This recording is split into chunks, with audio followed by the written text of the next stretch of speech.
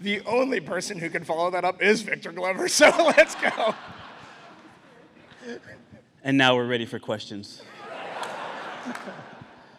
I'm going to keep it brief because I'm afraid to start talking. I have not processed what we just did, and I'm afraid to start even trying. When this started on April 3rd,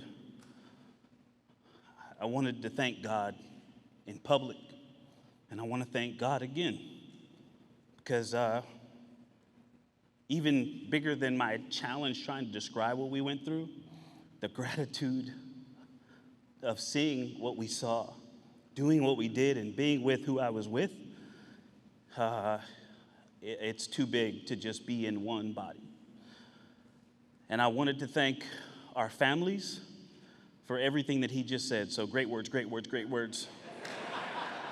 I love you, but not just those 5 beautiful cocoa skin ladies right there.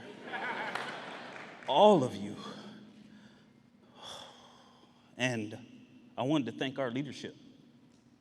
And it's changed since we were here in April of 2023.